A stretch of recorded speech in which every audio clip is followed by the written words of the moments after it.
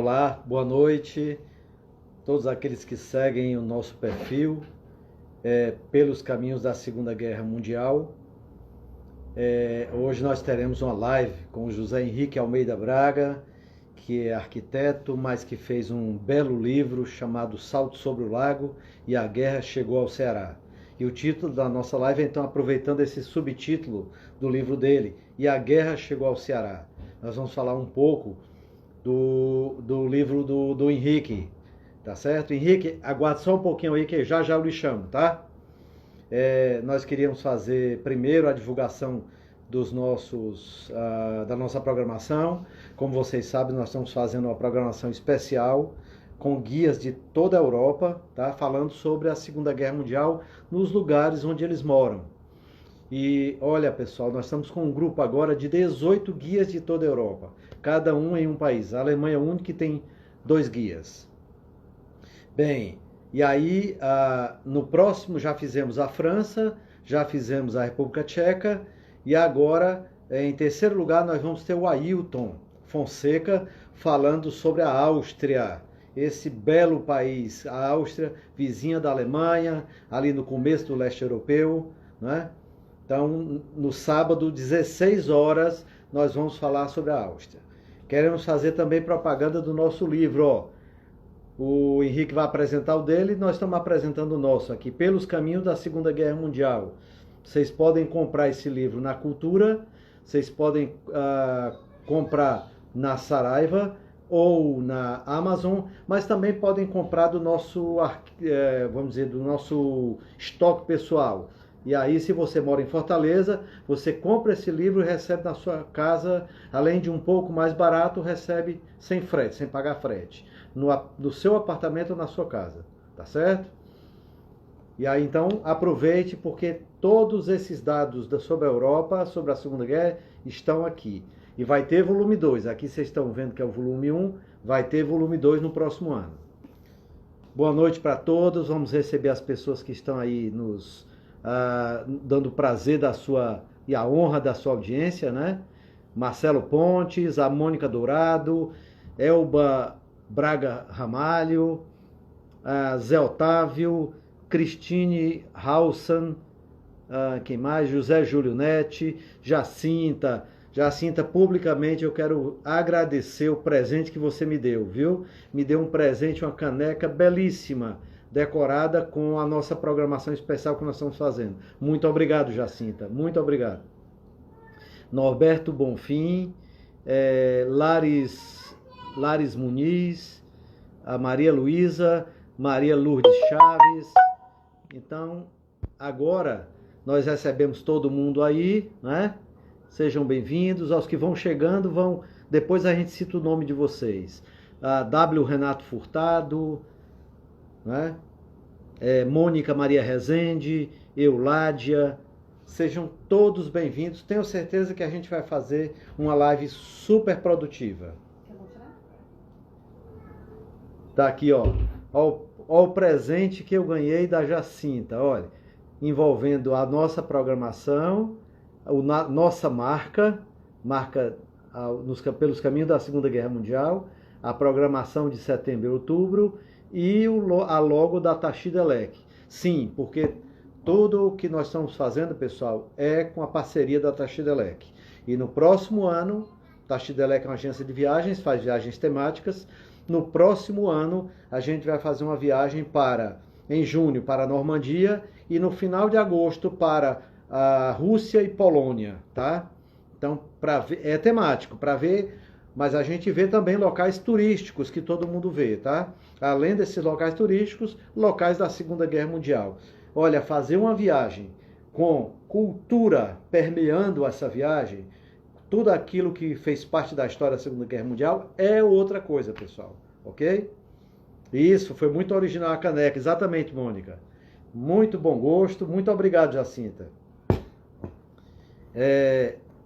Vamos lá, então. Vamos chamar o nosso convidado. Vamos ver se ele está por aqui. Está aqui ele. Aí, assim que ele entrar, a gente vai conversar sobre esse livro dele. Olha o livro aqui é um baita livro, viu? Oi, Henrique, estava mostrando o seu livro aqui. Opa, que beleza, hein? Beleza, Henrique? E aí, Henrique, tudo bem? Tudo bem. Vamos fazer o seguinte: primeiro você faz uma breve apresentação sua, de quem você é, sua trajetória, por que se interessou por esse tema, e depois a gente passa ao tema propriamente dito. Vamos lá. Inicialmente, uma boa noite a todos. Meus agradecimentos ao Eleazar e ao grupo pelos caminhos da Segunda Guerra Mundial, estudiosos aí do assunto. Tema muito apaixonante, porque apesar de 74 anos já de ter terminado a guerra, né, muitos fatos novos vão surgindo, muitas interpretações novas vão sendo veiculadas, né? Eu passei a me interessar por esse tema depois que eu ouvia as histórias do meu pai. Meu pai era um grande contador de histórias e aquilo me fascinava muito sobre as coisas de Fortaleza, né? E ele falava sobre a vida social na cidade e falava também sobre a época da guerra, que ele já era um adulto já, né? E já tinha uma certa compreensão das coisas. E o pai dele, que era o doutor Renato Braga, era diretor da Escola de Agronomia, levava os filhos para ver o movimento dos blimps na base do PSI, porque a escola de agronomia era ao lado da base do PSI. Né? Então eles iam para lá para ver o movimento. Então aquilo ficou na cabeça do papai, ele contava essa história, eu comecei a me interessar por isso, comecei a ler, comecei a comprar umas coisas para ler. Enfim, e alguns anos atrás eu resolvi escrever um livro sobre a Segunda Guerra Mundial no Ceará. Eu me meti nesse projeto, né, que graças a Deus foi muito bem sucedido, e eu parti para a batalha, para pesquisar o que aconteceu. E todo mundo, as pessoas com quem eu falava, principalmente as pessoas de uma certa idade, que tinham sido testemunhas oculares, vivenciaram aqueles momentos, tinham duas expressões que eram lugares comuns, que era a base do PSI e as Coca-Colas. Mas a Segunda Guerra Mundial no Ceará não se resumiu a somente isso, né? Então tem muito mais coisa, né? E eu comecei a pesquisar, mas aí a minha metodologia não estava muito adequada. E um dia eu liguei para o professor Liberal de Castro, da Universidade Federal do Ceará, e disse: professor, olha, eu estou fazendo esse trabalho e estanquei aqui, eu precisava de uma luz, aí me ilumine aqui o meu caminho para poder continuar o trabalho. E ele me deu algumas dicas muito interessantes. Não era uma coisa completa, mas foi assim uma espécie de uma espoleta que detonou o cartucho da pesquisa e a busca do conhecimento, né? Mas foi muito interessante. Mas assim, como é que começou tudo isso, né? Por que a guerra veio ao Ceará? Por que isso tudo aconteceu aqui? Antes de falar sobre a questão da guerra em si, eu queria falar um pouco sobre a história da aviação aqui no Ceará, porque alguns os prolegômenos por que levaram, por que o Ceará teve bases aéreas estrangeiras, americanas aqui, né? O Ceará, antes disso, desde no final dos anos 20, já tinha uma certa movimentação aérea aqui. Em 1907, houve o primeiro evento aéreo, que foi um voo de balão, e aconteceu ali no pátio interno de onde hoje é a 10ª Região Militar. Depois, em 1922, o Pinto Martins veio ao Ceará, e o Ceará era uma escala da rota que ele estava fazendo, né, um raid que ele estava fazendo dos Estados Unidos até o Rio de Janeiro, para demonstrar que haveria possibilidade de uma rota comercial para aviação. Ele não desceu aqui em Fortaleza, desceu lá em Camusim, até isso ameaçou, que ele pousou no Rio, e ele, como um bom camucinense, foi lá prestigiar a terra dele, né? Isso foi um grande acontecimento. Em 1927, os franceses, de uma empresa chamada Latécoère, resolveram vir aqui ao Ceará para montar um aeroporto, porque eles já tinham uma operação comercial de Natal para o sul do Brasil, mas eles queriam ampliar para as Antilhas.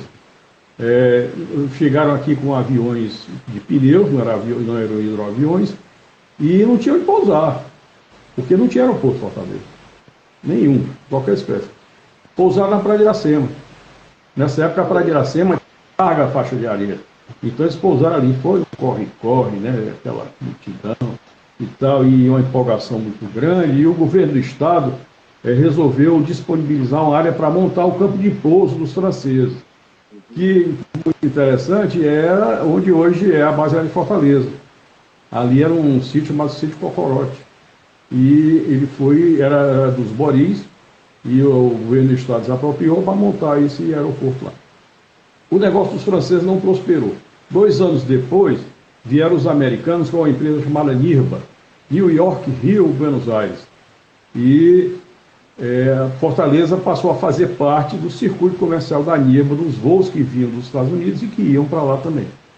Os hidroaviões desciam na Barra do Ceará e foram construídas algumas instalações lá no Rio Ceará, na margem do Rio Ceará. E aqui era uma escala de pernoite. O avião descia, parava, né? Todo mundo descia, pegava um carro, ia dormir lá no Excelsior Hotel ou então no Palace Hotel. No dia seguinte viajava, prosseguia a viagem. Certo? E depois a NIRBA acabou-se. A Pan América comprou a NIRBA e transformou a NIRBA na Pan Air do Brasil. E a Pan Air passou muito tempo voando aqui. E só ela operava em Fortaleza. Em 1935 vieram os alemães da Condor, que também prestaram enorme serviço à aviação comercial brasileira. Certo? Mas o interessante é que quando os franceses, aliás, quando a NIRBA veio se instalar aqui no Ceará, em 1929, havia um relatório do pessoal do Departamento de Aviação Civil, não sei se era mesmo o DAC, mas era um órgão ligado à aviação civil que indicava que o melhor lugar para se fazer um campo de pouso, um aeródromo, eram as terras do PSI, PEY. Que não tem nada a ver, né, Henrique? Tem nada a ver com aquela tese de que era PC de PC, né? Não tem nada a ver, né? Tem. Esse nome PSI, inclusive, eu descobri essa expressão num jornal de 1880, por aí, no século XIX. Então, essa expressão, a localidade já existia com esse nome. Era uma localidade agregada ao então Arronches, como se chamava Parangaba antigamente. Chegava no princípio pelo Arronches, pela Parangaba, que era Arronches, Porangaba e depois Parangaba. Pois bem, então a aviação comercial no Ceará foi acontecendo dessa forma. Houve também alguns raids aéreos muito interessantes, né? Pelo Pinto Martins, em 1922. Depois, eu tenho uma colinha aqui, viu, pessoal? Tem umas datas não aqui. tem problema. Todos nós temos. Pois bem, em 1923, uma expedição de uns alemães, Expedição Südamerika, era uma expedição comercial da Junker, uma fabricante de aviões da Alemanha, e eles, curiosamente, fizeram uma escala técnica em Aracati, e lá eram 2 aviões que voavam, um acompanhando o outro, e na decolagem um dos aviões teve um acidente, caiu e os tripulantes morreram. O primeiro acidente aéreo do Ceará, 1923. Depois veio um australiano fazendo um raid que saiu dos Estados Unidos, ele ia lá para a Europa, chamado Bert Hinkler. Ele aterrissou ali no alto da balança, tinha praticamente nada, era um gramado, e foi preso, porque esqueceram de avisá-la, de parar, que ele chegaria aqui. Passou vários dias preso, né, e depois de algumas intervenções conseguiu liberar, ele foi embora, e a recordação que ele levou do Ceará foi um sonhinho que ele comprou e levou esse sonhinho na viagem, acompanhando ele. Teve o DOX, né, que era o Dornier X, era considerado o Airbus 380 da época, em 1931. Esse não veio para Fortaleza, pousou lá em Camusim, era o jumbo da época, né?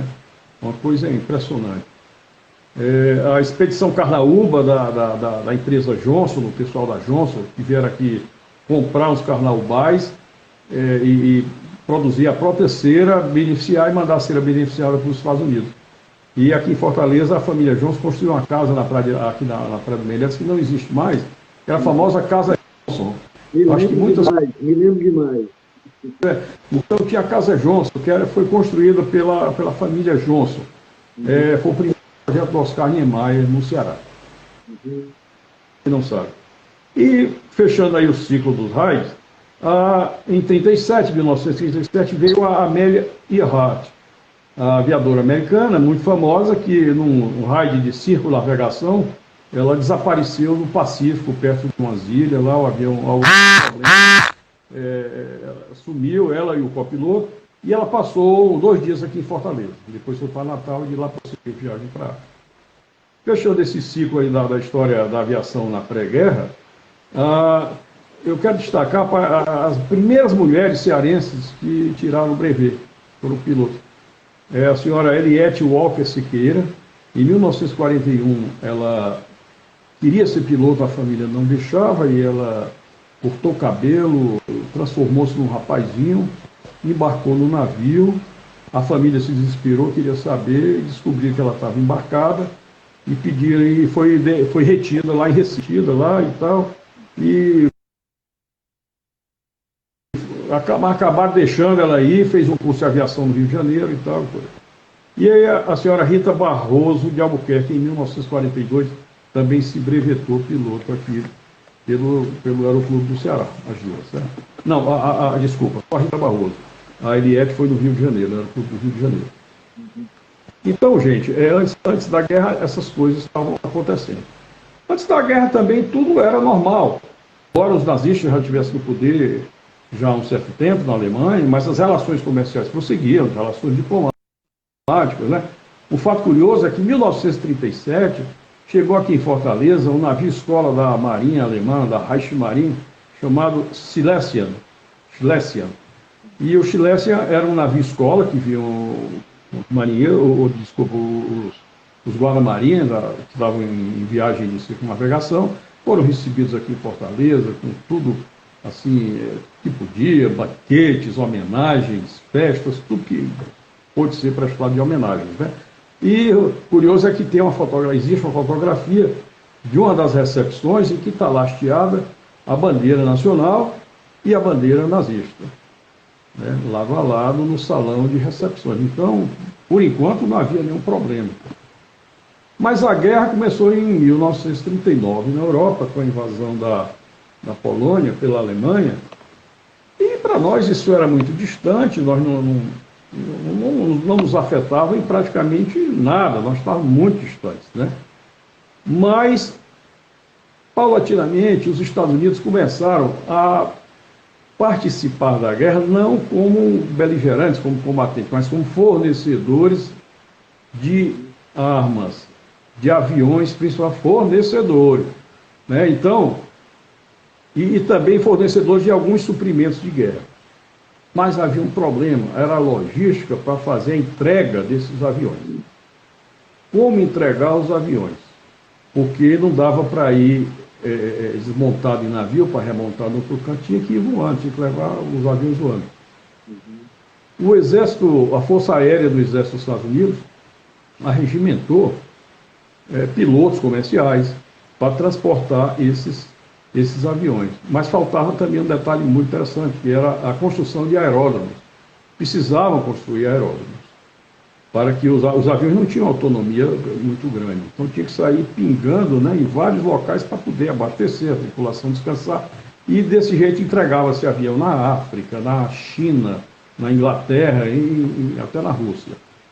E foi aí que houve o interesse americano em construir bases aéreas aqui no Nordeste. Mas até que isso acontecesse, havia uma negociação muito intensa entre o governo americano e o governo brasileiro. O governo americano propunha tudo para eles, e para o governo brasileiro, para o Brasil, muito pouca coisa. E o Brasil queria muita coisa, porque o seguinte, as Forças Armadas brasileiras estavam despreparadas, os equipamentos obsoletos, né, muita coisa velha, uma doutrina militar já um pouco ultrapassada, e o Brasil tentava comprar armamentos dos Estados Unidos, mas o americano só vendia o armamento em dinheiro. O dinheiro vai e o armamento volta, vem de volta. E ainda sob diversas restrições da legislação americana. Não podia vender tudo que se queria, não. Aí, então, apareceu a Alemanha. A Alemanha criou um sistema de comércio chamado de Askemarques. Os Askemarques eram o seguinte: o alemão vinha aqui e comprava o algodão, o café, mais isso, mais aquilo, mais não sei o que, o óleo. Aquilo gerava um crédito para o Brasil na economia alemã, e o Brasil podia comprar qualquer coisa na Alemanha com aquele crédito. O Brasil, então, passou a encomendar armas na Alemanha. Recebeu alguns lotes, né? Recebeu canhões, recebeu fuzis, até que a guerra foi recrudescendo. Os ingleses entraram com muita intensidade, promoveram um bloqueio naval, e os navios que vinham transportando os armamentos para o Brasil foram retidos. Para liberar foi uma novela, ter que pedir ao americano, para o americano falar com o inglês, para liberar. E depois cessou completamente o restante da encomenda que o Brasil tinha feito. Não chegou mais, porque a Alemanha precisava também dos recursos para o seu esforço de guerra. Mas a questão das bases aéreas ainda evoluía-se muito lentamente, né, porque o americano queria as bases, queria território e queria pôr tropas no Brasil. O Brasil não concordava com isso. Só concordava com a construção das bases e com a operação, mas mediante ainda o reaparelhamento da Força Aérea, o reaparelhamento da Marinha e outras coisas mais. E a coisa foi ficando difícil, não saía. E então começou aquela queda de braço, né, entre as forças políticas internas do Brasil, a favor dos Estados Unidos e a favor da Alemanha. Porque o Brasil precisava de uma solução de um fornecimento de arma, uma modernização, inclusive, da sua indústria de base. Até que em 1941, a França caiu. A França foi invadida pelos nazistas. Automaticamente, aquelas colônias africanas que estavam sob o domínio da França e que tinham instalações militares, viraram um butim de guerra para os nazistas. Isso acendeu o farol vermelho em Washington, porque na África Meridional havia uma base naval francesa muito importante. E era fácil chegar da África para o Nordeste brasileiro. Todo o tráfego aéreo comercial era feito nessa rota. Então, isso era como o Nordeste era completamente desprotegido, e daí para cima também, até chegar nos Estados Unidos, era uma ameaça ao território americano. Tudo que foi feito não foi para proteger o Brasil, não foi para proteger as nações sul-americanas, foi para proteger o território norte-americano, em nome das democracias do hemisfério ocidental, certo? E aí esse sinal apareceu, o sinal vermelho, os Estados Unidos passaram a cobrar com mais veemência, o Brasil também, até que o Oswaldo Aranha, que era o ministro das Relações Exteriores do Getúlio Vargas, se pronunciou e teve uma conversa muito dura com os americanos. Olha, gente, ou vocês cedem, ou então não vai ter acordo e o Brasil vai para o outro lado. E aí a coisa começou a amolecer e começou a andar, né? E em 1941 foi criado nos Estados Unidos um órgão chamado ADP, Airport Development Program.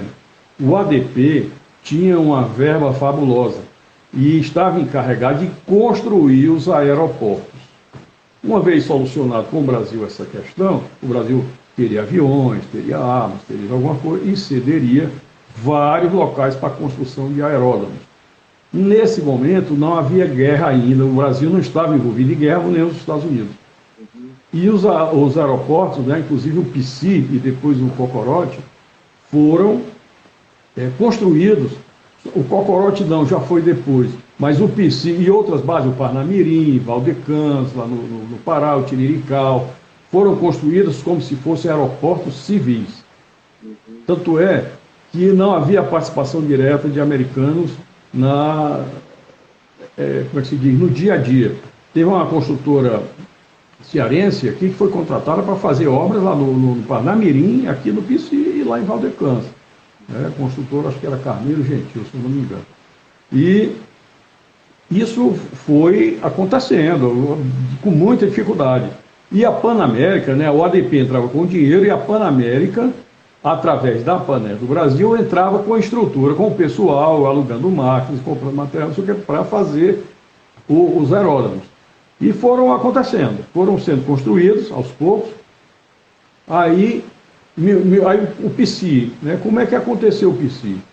O PC, os americanos chegaram aqui e pesquisaram os locais, fizeram uma proposta ao Daniel Queiroz, seu Daniel Queiroz, o pai da escritora Raquel Queiroz, para comprar uma parte do sítio PC, que eles tinham um sítio ali naquela região do PC, chamado sítio PC.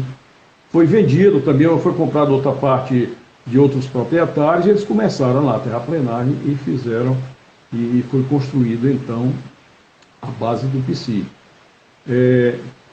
Uma coisa interessante aí nesse período da construção das bases é que isso, de certa forma, era secreto. Não, apesar de ser entre aspas, veladamente, um aeroporto militar, mas a coisa era como se fosse um aeroporto civil, mas não se falava muito nisso. A imprensa tinha um torniquete, que era o DIP, né? Departamento de Imprensa e Propaganda dos Estados. Então tudo era censurado nessa época já. O governo Vargas, a nível federal, era o DIP, e nos estados eram os DIPs, né? Então era tudo controlado, só se publicava aquilo que era como é que eu diria assim, positivo, otimista, mas essas coisas estratégicas não saíam. Existiam sabotadores também, né? O pessoal ia para a porta lá para sabotar, dizer os funcionários que não trabalhassem, os simpatizantes do eixo, né? E as primeiras bases aéreas foram construídas dessa forma. Veio o 7 de dezembro de 1941, o ataque dos japoneses à base americana de Pearl Harbor.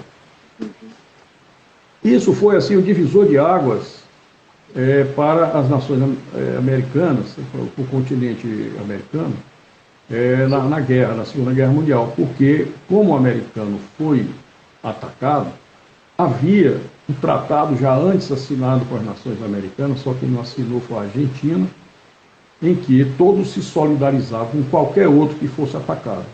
Então nós tivemos que entrar na confusão toda, e essa altura dos acontecimentos, o véu que cobria a construção das bases aéreas como o aeroporto civil caiu, e a coisa...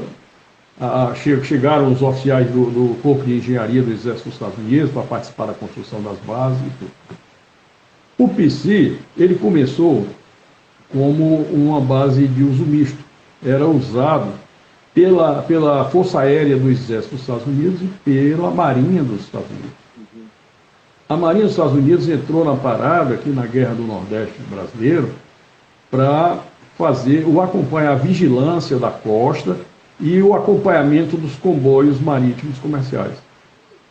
Então, através de aviões e através dos blimps, os blimps, para quem não sabe o que eram dirigíveis movidos a gás hélio, né, que eles voavam acompanhando aqui o litoral, fazendo vigilância, foram muito úteis. Quando os blimps chegaram, em 43, a única base no Nordeste que estava em condições de recebê-los era a base do PC. Henrique, eu estava vendo no seu livro... Não estou ouvindo você. Está ouvindo agora? Está ouvindo? Olha, eu não estou ouvindo, viu, Eleazar? Deixa eu ver. Aumente o volume do seu celular.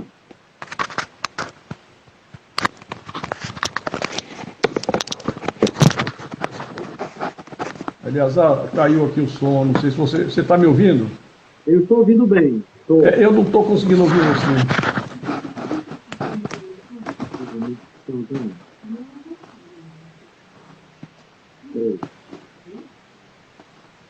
Só um minuto, por favor.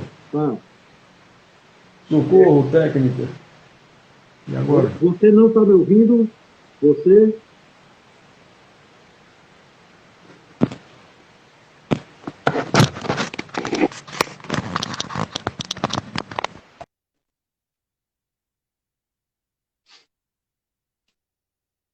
Agora está travando um pouquinho. Vocês estão ouvindo bem? Alô? Henrique, agora? Está ouvindo?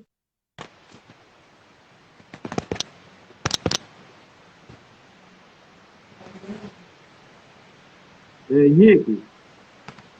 Rapaz, agora a coisa... Henrique, pode ir adiante.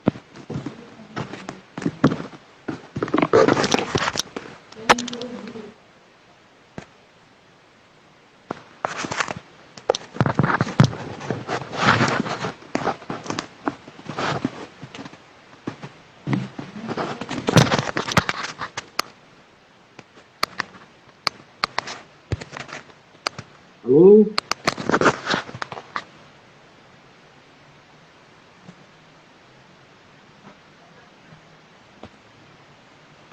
Espera aí, gente, eu não estou conseguindo ouvir o Eleazar nem o...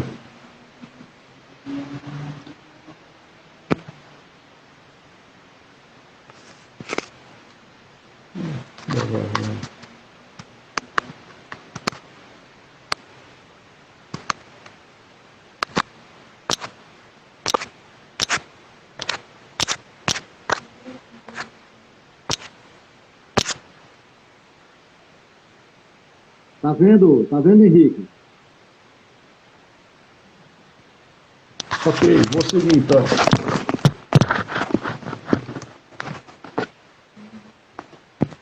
Henrique?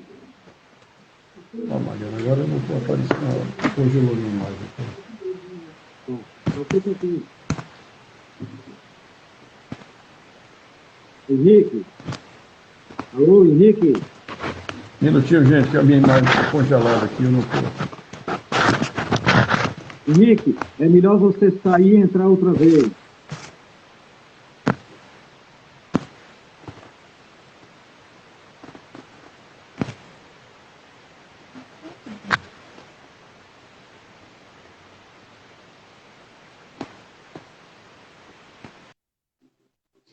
Pessoal, agora eu vou chamar o Henrique outra vez. E vocês estão ouvindo bem? O Marcelo está dizendo, seu áudio está alto e claro. O Marcelo está dizendo, o áudio está perfeito para os dois. É isso mesmo? Vocês continuam me ouvindo bem? Então eu vou agora chamar o Henrique outra vez, tá? Para ver se melhora.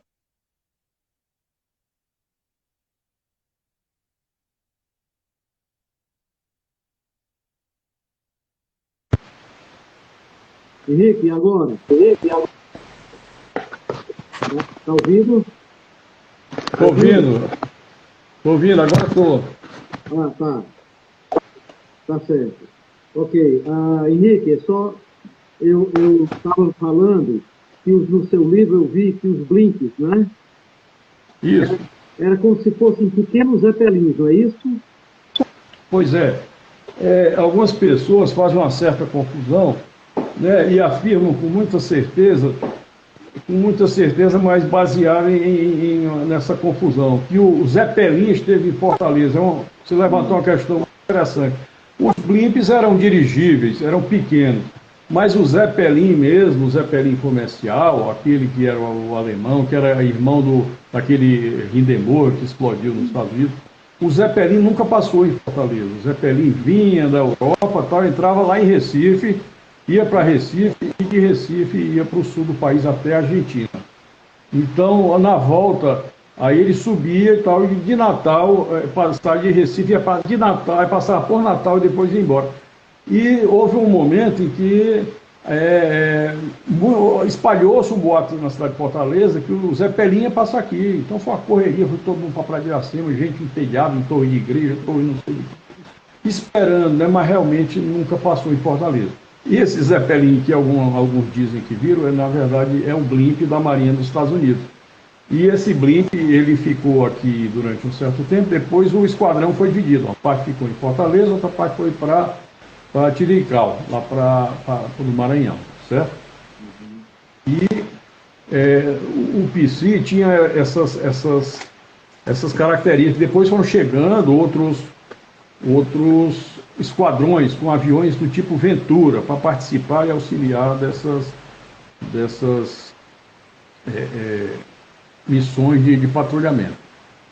O interessante é o seguinte, até que essas coisas fossem acontecendo, os americanos montaram, o governo americano montou um órgão específico para sensibilizar o governo e o povo brasileiro no que diz respeito às relações com os Estados Unidos. O que era mostrar que os Estados Unidos eram muito legais, se eles podiam confiar no Brasil, nos Estados Unidos, que ia tudo dar certo. Mas como é que eles faziam isso? Através da imprensa, através do cinema e também da visita de artistas ao Brasil. O Disney veio ao Brasil em 1942. Deixa eu ver aqui, só um momento, por favor. O Disney chegou aqui em 1941, perdão.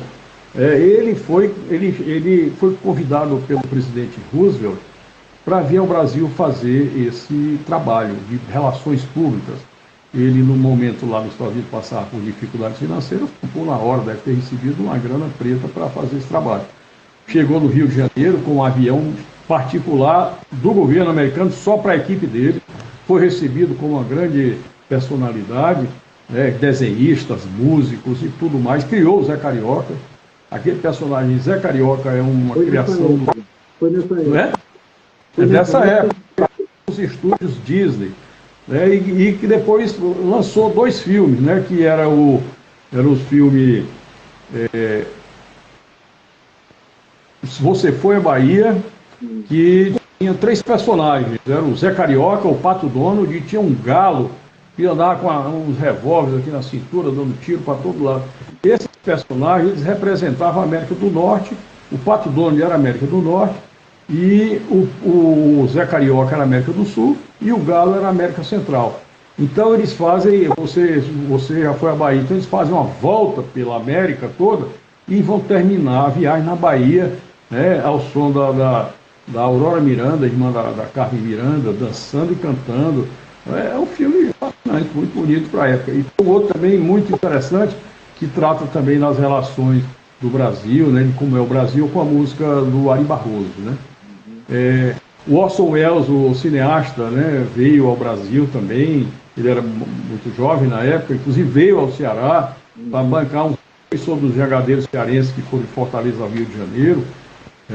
O Orson Welles teve também um ator americano chamado Frederic March, ele interpretou o Dr. Jekyll no cinema americano naqueles anos lá. A Ilona Massey era uma atriz americana, também teve em Fortaleza, fez shows no Teatro Zé de Alencar, no Passeio Público e no USO, Night Service Organization, onde era o Estoril, ali na Praia de Iracema. O uso foi alugado pelos americanos para o descanso e entretenimento das tropas, dos oficiais, dos soldados, que passavam aqui por Fortaleza. Depois tem uma história muito interessante sobre isso. E essas pessoas todas que andavam pelo Brasil fazendo esse trabalho, não era só aqui não, era no Natal, em Belém, no Rio de Janeiro, mandavam escultor para esculpir o busto de Getúlio Vargas, era um negócio sério, é uma coisa muito pesada, e eles eram todos orientados a chegar aqui e dizer que isso era o melhor país, era um país maravilhoso, era lindo, o povo brasileiro era espetacular. Então, eles eram orientados a fazer isso para alimentar e conquistar os nossos corações e ser dessa forma, havia também as revistas, a revista Seleções, todos conhecem, é dessa época, foi criada, ela já era editada nos Estados Unidos e foi trazida para cá com uma edição brasileira. Foi um sucesso editorial monstruoso, a revista Seleções. Tinha a revista Em Guarda, que era uma revista também distribuída pelo consulado dos Estados Unidos, mas era uma coisa mais restrita, não tinha caráter comercial. E nos cinemas, também eram filmes de Hollywood produzidos sobre a guerra, sobre o modelo de vida americano, tudo isso era uma lavagem cerebral muito forte. Sobre o Orson Welles tem um fato muito interessante, que ele, quando esteve aqui em Fortaleza, estava hospedado no Excelsior Hotel, no centro da cidade, foi bater perna e resolveu ir assistir um filme no Cine Diogo. E lá no Cine Diogo, quando foi entrar, o porteiro não quis nem saber quem era, e disse assim: o senhor não entra porque não está de paletó e gravata. E aí a claque que vinha acompanhando o Orson Welles, ali pela rua Guilherme Rocha e tal, protestou e tal, aí não teve jeito, entrou, voltou, Voltou pro hotel. E sobre o uso, também tem uma história muito engraçada, né, de um dia fizeram uma denúncia na polícia que os americanos estavam tomando banho de sol nus na praia, em frente ao uso. A polícia não contou pipoca, foi lá, mandou uma guarnição para ver o que estava acontecendo e mandou sola no pessoal. Bateram forte os americanos, né? E os que não foram para o hospital foram presos. E o comandante da base americana foi lá reclamar, chegou falando francês, né? E lá na Secretaria de Segurança Pública, e na época era o Coronel Góes de Campos Barros, o secretário de Segurança. O Coronel Góes era um homem muito instruído, né? Disse que também em francês, que eles tivessem respeito, que também é uma cidade civilizada, que não é uma tribo de índios, budistas. Enfim, botou a coisa no lugar. Certo? Tem muitas histórias interessantes, né? As Coca-Colas, né? O pessoal pergunta, as Coca-Colas? As Coca-Colas eram as garotas que namoravam com os americanos. Mas por que se abriu? Porque a Coca-Cola, naquela época, era um produto restrito, não era encontrado em lojas para vender, em mercearias, não. Era consumida pelos americanos, então pronto, vocês já tiraram a conclusão, eram consumidas, a Coca-Cola era consumida pelos americanos, né? E o apelido surgiu, além disso, porque a rapaziada foi proibida de entrar lá no clube dos americanos, só entravam as moças. E o pessoal não gostou, aí cunharam esse apelido para as meninas, para as moças lá. E isso durou muito tempo, né? Durou muito tempo. Há quem diga que até hoje tem a relação das Coca-Cola de Fortaleza, né? Mas eu nunca vi, nunca apareceu. E essas coisas foram acontecendo. Bom, antes de passar lá para a questão da base do Cocorote, eu vou falar um pouco também sobre os acontecimentos marítimos, né? Fortaleza, uma cidade marítima, o estado do Ceará, banhado pelo mar. Nessa época havia um temor muito grande dos submarinos. E em 1940, e deixa eu pegar a cola de novo aqui, em 1942, aconteceu o primeiro torpedeamento de um navio no litoral cearense.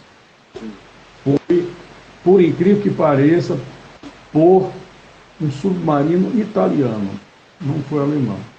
O submarino se chamava Pietro Calvi, o nome do submarino, não é do comandante. E ele torpedeou um navio de transporte de petróleo dos Estados Unidos chamado Eugênio Thayer. Esse navio ele afundou ali na região do Acaraú e os destroços estão lá submersos. O pessoal aí do mergulho gosta muito de ir por lá e é apelidado de o petroleiro do Acaraú. Então esse foi o primeiro navio que foi torpedeado aqui na costa cearense. Depois, pelo mesmo submarino, foi torpedeado outro navio chamado Valquis. Esse navio é muito interessante. Os náufragos vieram de bote, né, até a praia e foram trazidos à Fortaleza. E um dos tripulantes do navio era um rapaz, um louro muito bonito, rapaz. E aí ele ficou meio acidentado, meio adoentado e foi para a Santa Casa e começou a receber visitas das moças, sabe assim, com muita intensidade, presentes, né? Então, enfim, estava adorando as coisas, né?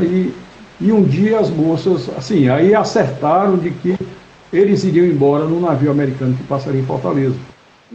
E as moças elaboraram um plano para raptá-lo. E tiraram o rapaz, né, o bonitão, lá da Santa Casa, e esconderam, a polícia já procurou e tal. Depois de alguns dias eles conseguiram capturá-lo e segurar e até o próximo navio e mandar ele embora, né? Então, mas que história, hein, Henrique? Que história, hein? Né? Muitas histórias interessantes, né? As brigas no centro da cidade, né? Porque os americanos chegavam com dólar, né? E nessa época os cabarés eram no centro da cidade, embaixo tinha um estabelecimento comercial e na parte de cima, numa escadaria, funcionavam, né? Então tinham brigas, né? O jornalista Blachar Girão contou uma história muito interessante. Uma vez ele era rapazote, era um meninote ainda, entrando na adolescência e trabalhava na redação de um jornal, e o pessoal foi tomar uma bebida num desses cabarés lá e tal, e lá para frente estourou um pau lá dentro do cabaré, foi uma briga danada, cadeira, copo, garrafa, voando, e aqueles mais sábios resolveram fugir, né? Só que tinha que descer uma escadaria imensa de madeira para poder... E na pressa a escadaria virou um tobogã, e era gente escorregando, pulando, todo ele, um negócio. A polícia chegou e o policial olhou para mim: o que é que tu está fazendo aqui, menino? Passa! Aí mandou o Blachar embora, né? Mas, então, tinha muitas dessas coisas, né? A questão dos submarinos, né, também, aqui em Fortaleza, em maio de 42, um navio cargueiro brasileiro chamado Comandante Lira foi alvejado, foi torpedeado por um submarino italiano, perto de Fernando Noronha. Não afundou, depois levou uns tiros de canhão, mas o radiotelegrafista conseguiu avisar, e a Marinha foi lá, o submarino foi embora e eles trouxeram o navio para Fortaleza, esse Comandante Lira, todo incendiado, com uma carga de café, né? Conseguiram salvar o navio, por que pareça. Depois, em 43, o navio Siqueira Campos, esse navio é famoso aqui no Ceará porque ele naufragou ali em frente a Uruaú.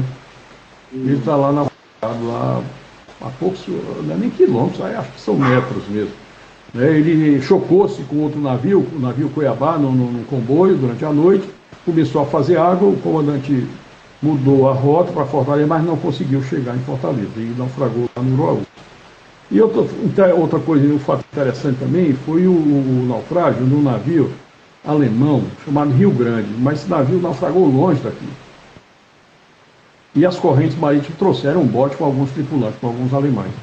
Esse navio, ele era considerado um navio rompedor de bloqueios. Ele fazia parte de uma frota mercante especial alemã, que levava e trazia mercadoria, matéria-prima de guerra. Ele vinha carregado de borracha, lá do Sudeste Asiático. E, por incrível que pareça, ainda tem borracha saindo desse navio e chegando nas praias de Fortaleza. Esses ocorridos aqui. Inclusive, nós temos no nosso grupo o Luiz Ernesto, que é uma pessoa que está fazendo uma pesquisa a esse respeito, sobre aquelas malas que ficaram se desprendendo, né? Pois é. No final do ano passado, eu estive lá no Uruaú, por incrível que pareça, eu vi 4 desses na praia. Eu fiquei assim, em êxtase, porque para mim é uma relíquia de guerra. Né? E é borracha, é só látex, não tem. E eu fui perguntar se alguém podia alugar um carro para tirar na praia. Aí o pessoal disse: doutor, o que é que o senhor quer com isso? Isso é lixo de navio. Então deixa acontecer. Né? E nessa época, Fortaleza, com esses afundamentos, o Porto Fortaleza era na Praia de Iracema, ali na Ponte Metálica. Ponte Metálica, que na verdade na época se chamava Viaduto Moreira da Rocha. Né? Todo o movimento marítimo de Fortaleza era por ali, apesar de já ter sido iniciada a construção do Mucuripe. Mas como é que acontecia? O navio ficava ao largo, iam as barcaças, iam e vinham, levando e trazendo mercadorias e pessoas. O navio não encostava, aqui não tinha um cais acostável. Então tudo era feito dessa forma. Outra coisa também muito interessante é o seguinte: sim, a questão, desculpa, eu saltei aqui, esse negócio desses fardos da borracha aí, depois quem conseguiu na época já tinha fardo de borracha boiando pelo mar. Aqueles pescadores que conseguiram pegar, ou aqueles pessoal que trabalhavam com navegação, eles recolhiam e depois vendiam aquilo para o Banco da Borracha, certo? Que tinham aqui em Fortaleza. Vou falar um pouquinho também sobre a questão das instalações militares brasileiras, né? Quando a guerra começou, não tinha praticamente nada aqui no Nordeste. Todo o foco militar brasileiro era no Sul, que o grande inimigo era a Argentina. Então, no Nordeste não tinha praticamente nada. Quando foi deflagrada a guerra, que o Brasil entrou em 1942, né, foi um corre-corre para poder reaparelhar tudo. Aqui no Ceará, a instituição militar maior que tinha e mais antiga era o 23BC. Mas o 23BC não era na Avenida 13 de Maio, ele estava instalado na Fortaleza Nossa Senhora da Assunção, onde hoje é a sede da 10ª Região Militar. Depois outro batalhão, o 29BC, que veio transferido de Pernambuco para cá, Depois viram que esses 2 batalhões tinham que estar sob um regimento, foi criado um regimento. Um mês depois o regimento foi extinto e resolveu-se criar então a 10ª Região Militar. A 10ª Região Militar foi criada em setembro de 1942. E aí, instala onde a 10ª Região Militar? Alugaram uma casa no centro da cidade para botar a 10ª Região Militar. O TBC, o quartel, estava em construção na Rua 13 de Maio, nessa época era a Rua 13 de Maio. E o VTBC só conseguiu se mudar em 1944. Mudou-se depois, a 10ª Região foi lá para a sede, lá na Fortaleza da nossa redação. Depois foram criados, nesse período também, foram criados vários órgãos, várias organizações militares, o CPOR, a Escola Preparatória de Cadetes, né? Muita gente talvez nem conheça isso, mas onde hoje é o Colégio Militar. O Colégio Militar de Fortaleza foi o sucessor da Escola Preparatória de Cadetes. O CPOR era ali na Bezerra de Menezes. Hoje não é mais, hoje é um órgão do Estado. E o Hospital Militar, cujas bases, né, foram iniciadas em 1943, aquele Hospital Militar ali da Desembargador Moreira. E foi concluído só depois da guerra. E na época era o maior hospital militar do Nordeste. Aquele ali. A Marinha tinha somente, quando começou a guerra, a Capitania dos Portos do Ceará. A Escola de Aprendiz Marinheiro tinha sido, eu não diria extinta, mas as atividades tinham sido suspensas em 1931. E com a guerra, em 1940, ela foi restaurada. Num prédio novo, com novas instalações, com novos recursos. Certo? E a base do Cocorote? Vamos lá. A base do Cocorote, ela surgiu da seguinte forma. Em 1943, os americanos decidiram mandar maciçamente aviões de bombardeio para a Europa, para tentar liquidar o mais rápido possível. E precisavam de mais instalações, mais aeródromos, porque eles sabiam que o Parnamirim não ia aguentar lá em Natal, ia ficar muito cheio. Resolveram fazer um grande aqui em Fortaleza também. Esse aeródromo iria se chamar Mucuripe Field. Seria na área da Vajota, aqui com a parte da aldeota. E começaram ainda a construir, a cavar poços, a fazer algumas coisas, depois perceberam que o tempo não ia dar para fazer a base. E resolveram fazer uma base menor, que pudesse estar pronta em novembro de 43, quando se iniciariam esses voos que passariam por aqui.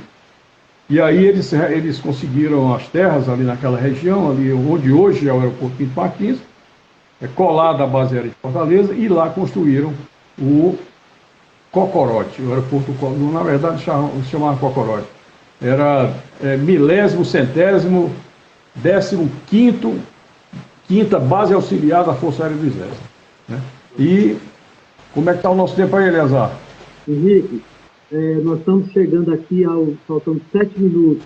Eu acho que é bom a gente parar e aí pode ser que tenha algumas perguntas, tá bom?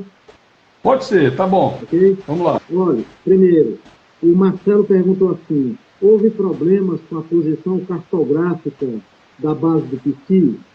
Foi por isso que mudou para o Cocorote? Foi isso? É o seguinte, o que eu sei da minha pesquisa é que houve um problema de anemografia. Né? Eles acharam que a pista estava mal orientada com relação aos ventos. E como o tráfego de aviões pesados ia ser muito grande, o avião pesado é outra história, E eles acharam que não valeria a pena fazer qualquer reforma mais na base do PC. Então resolveram construir um novo aeródromo. O Cocorote foi o resultado disso. Ok. Segundo, nós falamos, né, Henrique, que não tinha nada a ver essa história de PC ser posto-humano. Não, o PC, desculpa, o PC já existia, essa palavra já existia, certo? Não tem nada a ver com Post of Command, PC, não tem nada disso. Okay. E o Cocorote... Agora, no caso do Cocorote, existe alguma coisa com relação a Cocorote? Não existe. É uma coincidência, isso é uma coisa muito criativa. Eu mesmo, durante muito tempo, acreditava nisso. Mas depois eu vi o seguinte, que aquela região onde está a base aérea de Fortaleza, ali, aquilo é um platô, ele é mais alto, aquela região é mais alta. E se chamava Cocorote. Se chamava Cocorote, por isso que era o aeroporto Cocorote. Ali ao lado é o Alto da Balança. É uma região que é alta. E por que é alto da balança? Porque tinha uma balança da fiscalização da fazenda, antigamente ali. Eu não sabia Os caminhões disso. que vinham para Fortaleza tinham que parar e pesar a carga lá, para fazer a tributação. Tá. Henrique, outra coisa. Onde é que fica hoje? O que resta? Resta alguma coisa da base do PC? Não resta. Não, o que sobrou do PC foi dividido entre o Denox e a Universidade Federal do Ceará. E a parte que ficou é o Denox, que era a parte da... Né, depois o Denox não utilizava aquilo, e no governo da Luiziane Lins, aquilo ali foi cedido para a construção de habitações populares. Tá. Não existe mais, você não vê mais. Eu ouvi que tem lá assim, alguns ancoradores dos blinks. Só o que resta é isso mesmo? Não. Não, parece que existem alguns paióis, algumas assim, semi-enterradas, que acho que era para guardar munição, talvez, ou guardar algum... A torre do Blink não tem não. Ok. Deixa eu ver se tem mais alguma coisa aqui. O David está perguntando como é que faz para ver. David, você vai lá no IGTV, que é a parte onde ficam as lives gravadas, no nosso perfil, ok? Deixa eu ver se tem mais alguma coisa aqui. Eu acho que...